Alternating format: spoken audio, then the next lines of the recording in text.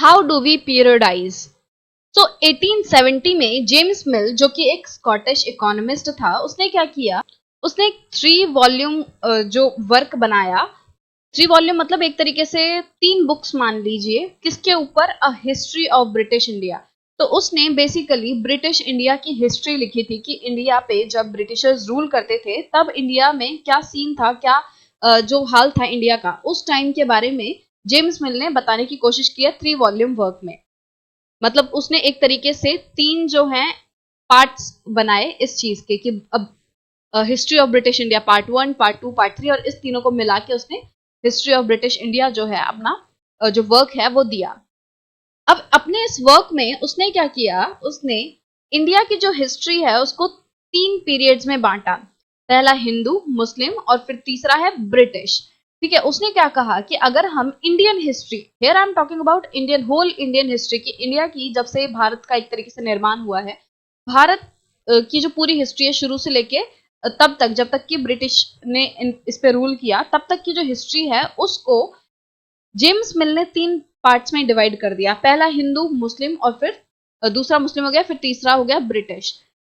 This periodization came to be widely accepted, और बहुत सारे लोगों ने इस पीरियडाइजेशन को, कि पहले ठीक है एक समय था जब इंडिया में ये क्या है, ये जो हिंदू मुस्लिम ब्रिटिशर्स हैं ये क्या चीज है, ये इंडिया के रूलर्स हैं।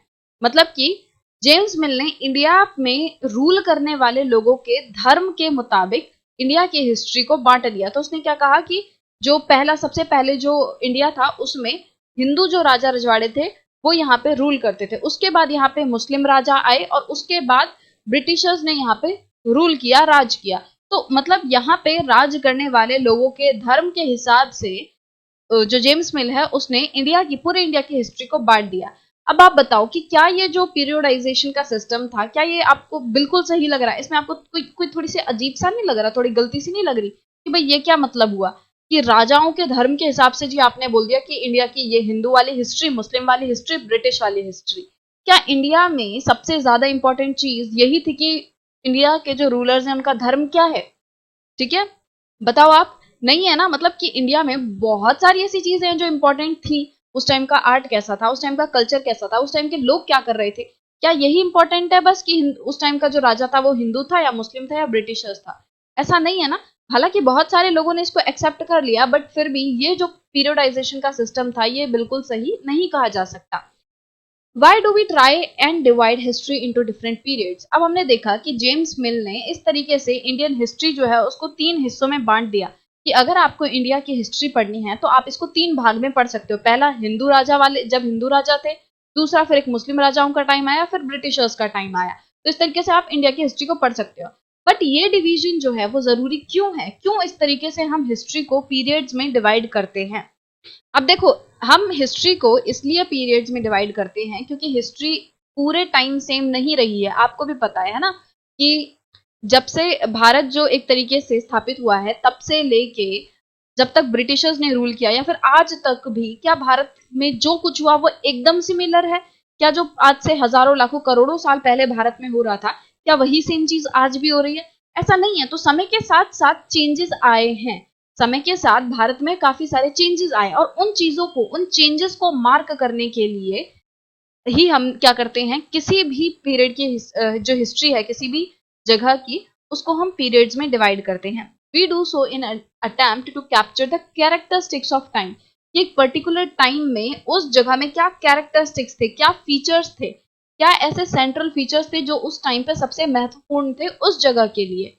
अब मान लो कोई इंसान है, मान लो 50 साल का कोई इंसान है, आपको उसके पास्ट के बारे में लिखना है, तो उसके जो भी पास्ट है उसके लिए हिस्ट्री हो गई। पास्ट मतलब क्या, हिस्ट्री।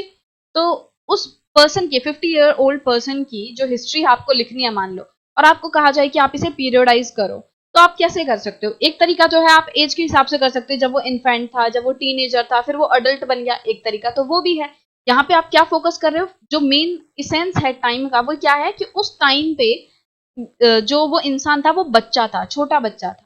ठीक है, उसके बाद जो बच्चा है वो बड़ा हो गया, उसने चलना फिरना सीखा, है ना, थोड़ा बड़ा हो गया, वो टीनेजर बन गया, उसने काफी कुछ किया।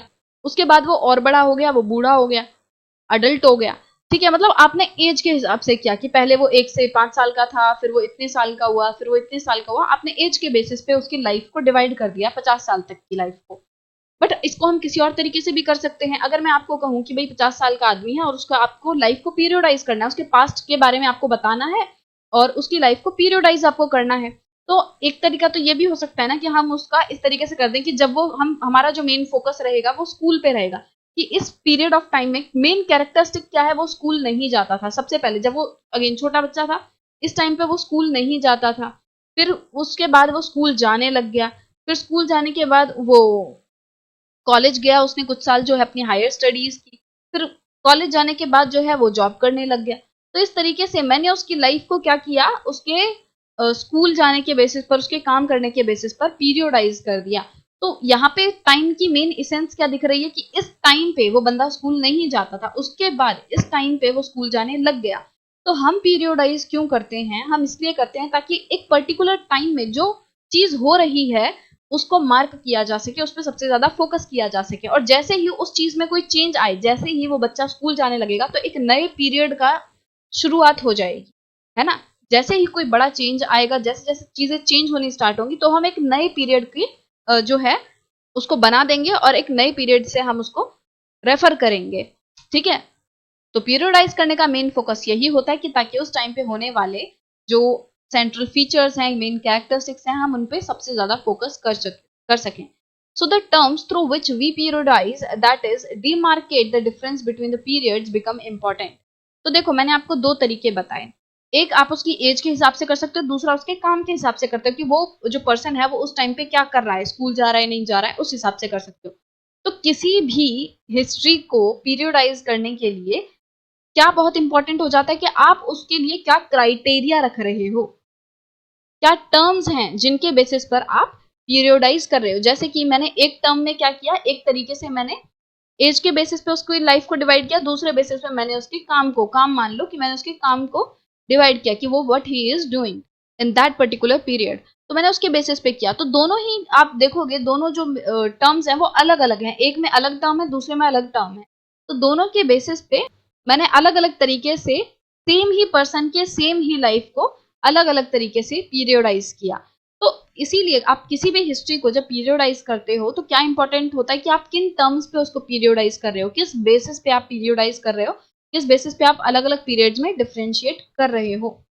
और इससे ये भी पता चलता है, आपके पीरियोडाइजेशन के तरीके से ये पता चलता है कि आपका मेन आइडिया क्या है उस पास्ट के बारे में, मेन फोकस क्या है, आप किस चीज को जो है समझना चाहते हो उसकी लाइफ के बारे में, है ना। अगर मैंने वर्क के बेसिस पे डिवाइड किया तो मेरा मेन फोकस किस पे है, उसके लाइफ को जानने में कि उस टाइम पे उस बंदे ने क्या काम किया और नहीं किया। मतलब कि आप जिस बेसिस पे पीरियोडाइज करते हो उससे ये पता चलता है कि आप बेसिकली उस पर्सन के या उस हिस्ट्री के बारे में क्या जानना चाहते हो। ठीक है, अब जैसे कि जो जेम्स मिल था, उसने क्या किया, उसने इंडिया की हिस्ट्री को उसके रूलर्स के रिलीजन के बेसिस पे बांट दिया। तो उसका मेन फोकस ऑफ स्टडी क्या था कि उसके रूलर्स का रिलीजन क्या क्या रहा है। तो जो मेन फोकस आप जिस तरीके से पीरियोडाइज करते हो उससे आप आइडिया लगा सकते हो कि आप ये जो स्टडी कर रहे हो उसका मेन फोकस है क्या। तो जेम्स मिल का जो हिस्ट्री का वर्क था, इंडियन हिस्ट्री का वर्क था, उसका मेन फोकस किस पे था कि भाई जो यहाँ पे जो रूल करने वाले लोग रहे हैं उनका धर्म क्या है, और उसमें भी फिर उसने ब्रिटिशर्स जो हैं उसके बारे में पूरी डिटेल में हिस्ट्री दी। तो मिल जो है उसको क्या लगता था कि जो एशियन सोसाइटीज हैं वो यूरोप की जो कंट्रीज हैं उनसे थोड़े नीचे स्तर पे आती हैं सिविलाइजेशन के मामले में, सभ्यता में। मतलब यूं कहें कि मिल को ये लगता था कि यूरोप के मुकाबले जो एशियन सोसाइटीज हैं वो कम सभ्य हैं, मतलब कि असभ्य हैं, रिलेटिवली अनसिविलाइज्ड हैं यूरोप से। अगर हम कंपेयर करें तो यूरोप वालों को वो सिविलाइज्ड समझता था और एशियन वालों को वो कम सिविलाइज्ड समझता था। According to his telling of history, before the British came to India, Hindu and Muslim despots ruled the country. तो उसके हिसाब से उसने जो इंडिया की हिस्ट्री बताई उसके हिसाब से यही है कि ब्रिटिशर्स के इंडिया आने से पहले यहाँ पे हिंदू एंड मुस्लिम जो राजा थे वो रूल करते थे। जो रिलीजियस इंटॉलरेंस है कि मतलब धर्म को बहुत ज्यादा वैल्यू देना, कास्ट टैबूज, इंडिया में जो कास्ट टैबू है, जाति प्रथा चल रही है, सुपरस्टिशंस जो प्रैक्टिसेस हैं वो डोमिनेट करती थी यहाँ की सोशल लाइफ को। तो जेम्स मिल की जो स्टडी है उसका मेन फोकस इन चीजों पे रहा। इंडिया में रिलीजियस टॉलरेंस है, इंडिया में कास्ट टैबूज हैं, सुपरस्टिशंस को प्रैक्टिस किया जाता है, अंधविश्वास बहुत ज्यादा है यहाँ की सोशल लाइफ में, आम लोगों के बीच में। तो इन चीजों पे उसने फोकस किया। और उसे ऐसा लगता था कि जो ब्रिटिश रूल है वो इंडिया को सिविलाइज कर सकता है, सभ्य बना सकता है। अब मिल के हिसाब से इंडिया को सिविलाइज करने के लिए, सभ्य बनाने के लिए क्या करना पड़ेगा कि यहाँ पे यूरोपियन मैनर्स को इंट्रोड्यूस करना पड़ेगा। यूरोपियन मैनर्स मतलब यूरोपियन जो हैं जिस तरीके से उठते हैं, बैठते हैं, खाते हैं, कुछ भी करते हैं, उनके जो तौर तरीके हैं उन्हें इंडिया में लाना पड़ेगा, इंडिया के लोगों को बताना पड़ेगा। इसके साथ साथ यूरोपियन जो आर्ट है, इंस्टीट्यूशंस हैं, लॉज हैं, वो सभी भी इंडिया में लाने पड़ेंगे यहाँ के लोगों को सिविलाइज करने के लिए, सभ्य बनाने के लिए। मिल ने यहाँ तक कि ये भी सजेस्ट कर दिया कि जो ब्रिटिशर्स हैं उन्हें इंडिया की सभी टेरिटरीज को अपने कब्जे में ले लेना चाहिए ताकि यहाँ के लोगों को इनलाइट किया जा सके और यहाँ के लोगों को हैप्पी किया जा सके, हैप्पीनेस दी जा सके। For India was not capable of progress without British help. और जेम्स मिल के हिसाब से इंडिया जो है वो बिना ब्रिटिशर्स के कोई प्रोग्रेस नहीं कर सकता था। तो अब मिल को कौन बताए कि इंडिया को कोई ब्रिटिशर्स की जरूरत नहीं थी सभ्य होने के लिए, क्योंकि इंडिया जो है वो बहुत पहले से ही सिविलाइज था। यहाँ इंडस वैली सिविलाइजेशन जैसी जो चीजें थी वो एग्जिस्ट करती थी आज से हजारों साल पहले। यहाँ पे ऐसे एजुकेशन इंस्टीट्यूशंस थे, यहाँ पे नालंदा था, यहाँ तक्षशिला था, जहाँ पे लोग जो हैं दूर दूर से दूसरे देशों से पढ़ने आते थे, ज्ञान लेने आते थे। यहाँ पे चाणक्य जैसे लोग थे, जहाँ पे आर्यभट्ट जैसे लोगों ने जन्म लिया, जिन्होंने वर्ल्ड को बहुत कुछ दिया और बहुत सारी चीजें सिखाई। तो इंडिया को जाहिर सी बात है ब्रिटिशर्स से तो कोई सिविलाइज जो है होने की जरूरत नहीं थी। इंडिया पहले से ही काफी सिविलाइज था, बल्कि यूं कहें ब्रिटिशर्स ही दो चार चीजें हमसे सीख लेते तो अच्छा रहता। राइट, बट कोई बात नहीं, जेम्स जो है वो बेचारा थोड़े अंधेरे में था, उसको इंडिया की पूरी हिस्ट्री के बारे में शायद नहीं पता था। राइट, तो in this idea of history British rule represented all the forces of progress and civilisation.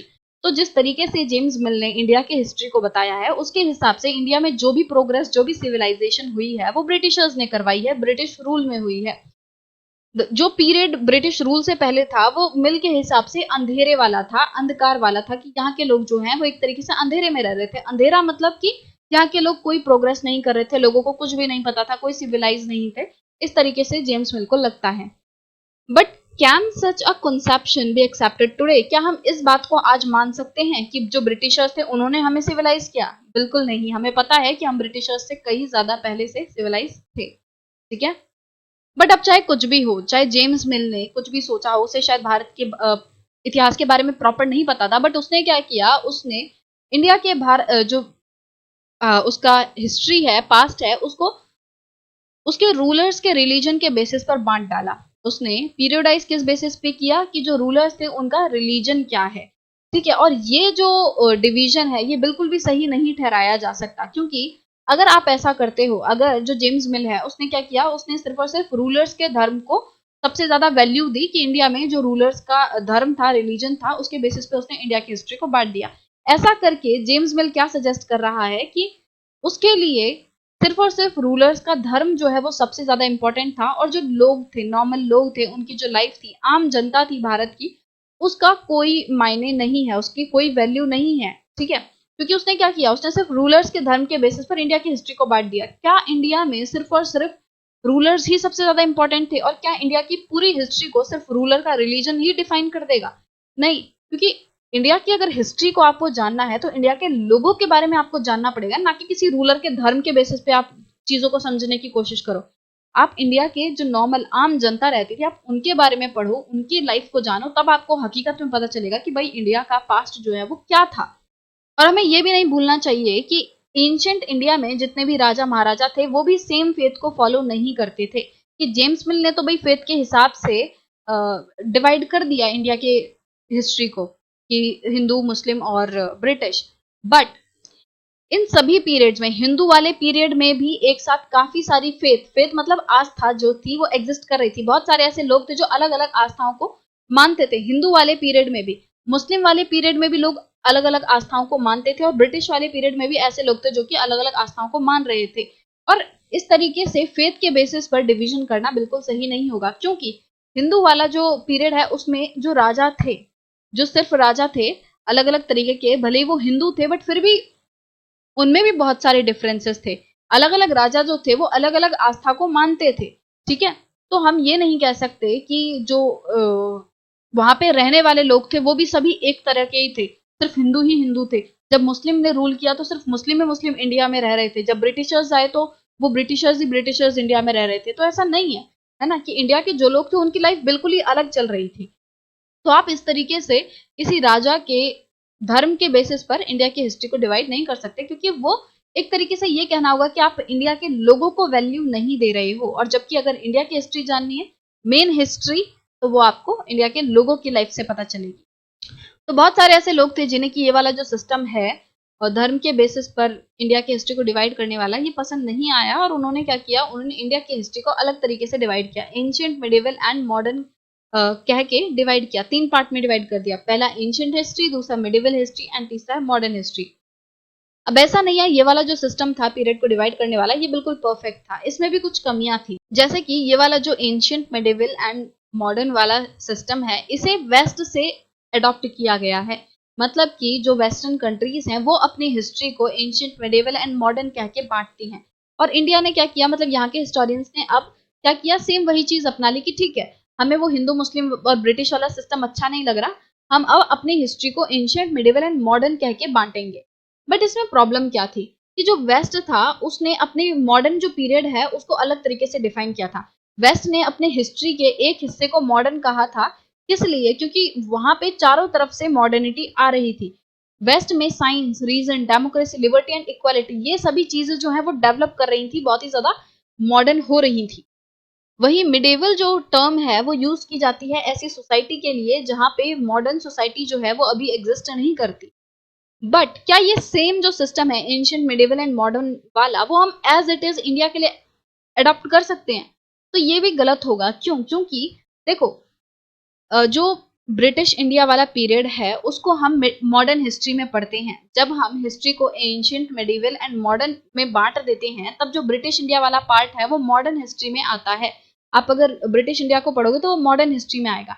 अब दिक्कत ये है कि जब ब्रिटिश रूल था तब इंडिया में कोई लिबर्टी, कोई फ्रीडम, कोई इक्वालिटी नहीं थी, बट आप उसको मॉडर्न में गिन रहे हो। अब देखो, जो अमेरिकन थे, जो वेस्ट वाला देश है, वहां पे मॉडर्न मतलब क्या था, इक्वालिटी, फ्रीडम और लिबर्टी। वहीं जो इंडिया में आप जिस पीरियड को मॉडर्न कह रहे हो उसके एक सिग्निफिकेंट हिस्से में एक बहुत बड़ा ऐसा टाइम है ब्रिटिश रूल वाला जहां पे इनमें से कोई भी चीज नहीं थी, बट आप उस पीरियड को सेम बोल रहे हो, मॉडर्न बोल रहे हो। तो मतलब ये मॉडर्न कई मायनों में नहीं था, बट आप इसको मॉडर्न बुला रहे हो। तो ये इसकी एक ड्रॉबैक है कि ये वाला जो सिस्टम है डिवाइड करने का, ये भी पूरे सही तरीके से नहीं कहा जा सकता, क्योंकि इसमें भी कुछ अपनी कमियां हैं। अमेरिकन के लिए जो मॉडर्न की डेफिनेशन है वो अलग थी, वहां पे लोग जो है एकदम फ्रीडम एंजॉय कर रहे थे उस टाइम तक, जो है लिबरल हो गए थे, इक्वालिटी काफी लोगों को मिल रही थी। बट जिस पीरियड को हम मॉडर्न कह रहे हैं उसमें ऐसा कुछ नहीं हुआ था, तो हमें इस चीज पे ध्यान देने की जरूरत है। तो इस ड्रॉबैक के कारण बहुत सारे लोग जो ब्रिटिश इंडिया वाला टाइम है उसको कॉलोनियल पीरियड बुलाते हैं। कॉलोनियल मतलब कि जब कोई दूसरे लोग किसी एक पर्टिकुलर जगह को अपने अधीन कर लेते हैं, उस पर रूल करना स्टार्ट कर देते हैं, उसे कॉलोनी बना लेते हैं अपनी। तो इसलिए बहुत सारे जो हिस्टोरियंस हैं वो ब्रिटिश इंडिया वाले जो हिस्ट्री का पार्ट है उतने पीरियड को कॉलोनियल पीरियड कहते हैं, राइट। तो बेसिकली हम जो हिस्ट्री है वो एंशिएंट, मिडिवल एंड मॉडर्न करके पढ़ते हैं, बट कुछ लोग हैं वो इसको ancient, medieval, colonial and modern करके भी पढ़ते हैं। मतलब बीच में जो ब्रिटिश इंडिया वाला पार्ट है उसको कॉलोनियल पीरियड कहते हैं। सो बेसिकली जब भी हम किसी भी जगह के हिस्ट्री को पीरियोडाइज करते हैं तो हमारा मेन एम पीरियोडाइज करने का क्या होता है कि हम उस समय में होने वाले मेन कैरेक्टरिस्टिक को जो है वो दर्शा सकें। अब जब हमने एंशिएंट, मिडिवल एंड मॉडर्न के हिसाब से जो है इसको बांटा, तो देखो इस वाले जो डिवीजन है इसमें अपनी कुछ कमियां हैं, बट कुछ फायदे भी हैं, कुछ इसके अपने जो है पॉजिटिव पॉइंट्स भी हैं। जैसे कि हिंदू, मुस्लिम, और जब ब्रिटिश के हिसाब से जेम्स मिल ने इंडिया के हिस्ट्री को बांटा तो उसमें सिर्फ और सिर्फ फोकस जो है वो रूलर के धर्म पे जा रहा था। बट जब हमने एंशिएंट, मिडिवल एंड मॉडर्न के हिसाब से बांटा तो अब हमारा जो पूरा फोकस है वो इंडिया के लोगों के पर शिफ्ट हो गया, कि इंडिया के जो आम नागरिक थे वो किस तरीके से अपना जीवन चला रहे थे। तो मेन अगर तुम्हें इंडिया की हिस्ट्री जाननी है तो इंडिया के आम लोगों के बारे में जानोगे ना। तो वही चीज यहाँ पे जो है वो प्लस पॉइंट निकल के आता है कि यहाँ पे सिर्फ और सिर्फ राजाओं के बारे में नहीं बात की जा रही है, बल्कि आम नागरिकों के बारे में भी बात की जा रही है इस डिवीजन में। तो ये एक इसका पॉजिटिव पॉइंट हो गया। तो हम डिवाइड इसीलिए करते हैं ताकि हम उस पर्टिकुलर टाइम में होने वाले सबसे इंपॉर्टेंट चीज पे फोकस कर सकें, और जैसे ही चीजों में चेंज आने शुरू होगा वैसे ही एक नई पीरियड की शुरुआत हम कर देंगे। फिर हम उस पीरियड को दूसरे नाम से पुकारेंगे क्योंकि अब वो थोड़ा चेंज हो गया है, उसमें नए फीचर्स जो है वो उभर के आ चुके हैं। ठीक है। अब उम्मीद करती हूँ कि आपको समझ आ गया होगा कि हम किस तरीके से हिस्ट्री में पीरियोडाइज करते हैं और क्यों करते हैं।